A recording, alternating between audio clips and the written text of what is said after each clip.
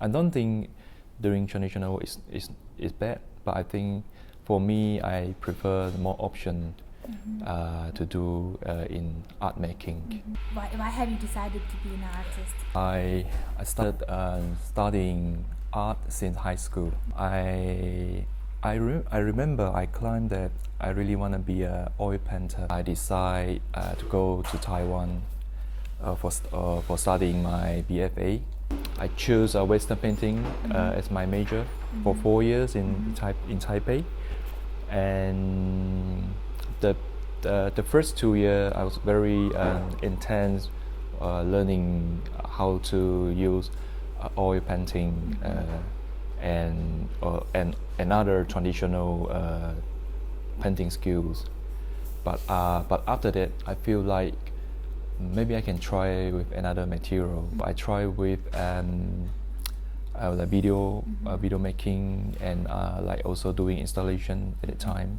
I went to different art school to take their course. A tutor asked me a question about where is your overseas residency address, kind of a direct translate from Chinese. It's quite confused me during that time because Taiwan people usually treat other country Chinese as overseas Chinese, but actually I'm not overseas Chinese, I'm ethnic Chinese. The identity is quite different. But that time I'm not really clear about the difference between overseas Chinese and ethnic Chinese. In Malaysia, we are in different ethnicity like Indian, Malay, Chinese, but living in majority Chinese country is quite interesting for me. And that is started to be your That is artistic point. the main factor why I interested in the identity issue and Chinese diaspora. I had to fill out a form about my personal detail in school, and I tried to do simple research and ask many questions from my family.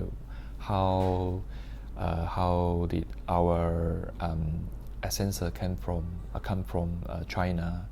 How about the history of about our family history? And then something interesting came out because the policy, Taiwan government still keep the policy, the overseas Chinese, they provide some benefit for the overseas Chinese. I try to reflect this kind of issue in my work and try to thinking maybe still can find what they mentioned overseas Chinese in Malaysia. So I'm thinking how can I find it and how can I record it? At that time, I testing with aluminum foil paper. This paper is very fascinating me because you can use this paper rubbing everything you want in 2D shapes. I went to few ancient Chinese cemetery in my country and try to record those people tombstone. But why cemetery? Because cemetery is only one they still keeping there. I mean the archive, the natural archive is still keeping there. No one remove it. Since like Qing Dynasty, since they're from the mainland China and then buried in other country. Because during that time, those people really want to go back to China. They don't want to living there. And also during that period, Malaysia is not an independent country. It was colonized by British Empire. And why is robbery so important for you? Like the traces of the past? But I was thinking that time, could I use different way to recording something, not just making photograph or making video. So I found the way to recording something through aluminum foil paper, because you have to touching the real object in the particular places. The touching way for me is kind of communicating to the real object.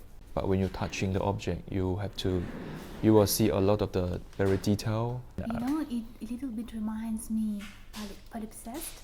So it's some kind of form that experience the previous layers, like the past, you know, and then you can add something new to this form, but it keeps those layers that has been before, you know. I went to a particular cemetery in London, used this material to rubbing in different type of tombstone.